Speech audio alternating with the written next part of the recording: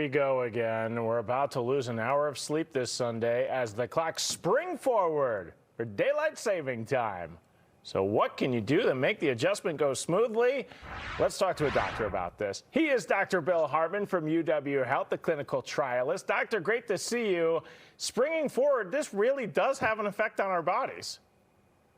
Right. It's more than just, losing an hour of sleep. There's actually health implications that happen when we lose this hour.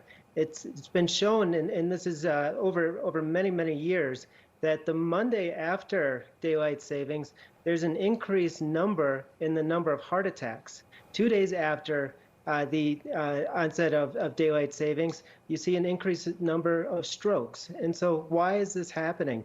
It's likely it has to do with something with disruption in the circadian cycle. When we have darker mornings, our bodies get out of whack, and it's difficult to get that hormone surge of melatonin that really makes us feel sleepy at night. And we have problems getting to sleep. We have problems getting the sleep we need to make our bodies healthier in the mornings. My takeaway is, man, our bodies really like to be in rhythm. I mean, it's just 1 hour. I mean, I saw in reports that your appetite can change and all sorts of changes just from this one little hour. Right. There's changes that can really happen throughout our body.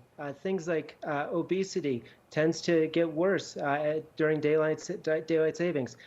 Hypertension can be exacerbated. High blood pressure can be exacerbated with daylight savings. And so our bodies truly like to be in a rhythm with lighter mornings and darker evenings.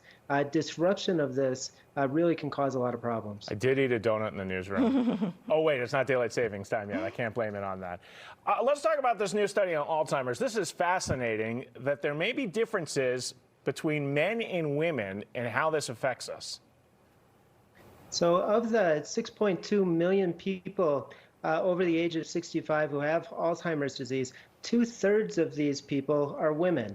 That's a very high number, but it begs the question, what's causing this? Is this because women live longer than men, or do they develop the disease differently? This study that was published this week showed that it might be that women are developing the disease differently than men. The protein that's associated with Alzheimer's disease, called the tau protein, seems to accumulate faster and in certain parts of the brain that are affected by Alzheimer's in women way more than it does men. And so is this something that is due to, say, hormones, or is it just from living longer? It's hard to know. We don't really know what the why is, but this is definitely food for thought as we move forward. That was my takeaway reading this study. There is still so much unknown about this, and this research seems to, it made me feel like we're getting closer to figuring out what happens to us, especially when we're older in life. We're definitely pushing the envelope when it comes to Alzheimer's disease and understanding this disease process much better. It's a disease that we really haven't understood for as long as we can remember, but we're seeing pieces of the story come together, and hopefully we can put an end to this. We only have like 10 seconds here, but get your cancer screenings, right? New report says since the pandemic, we're just not doing it as much. Well, we're actually catching up to where we were pre-pandemic, but certain screenings like cervical cancer, we're still lagging behind. So yes, get your cancer screenings so that we can detect cancers earlier. And get your naps, like maybe take a nap or something next week so we're not all messed up. Dr. Bill Hartman, appreciate your time.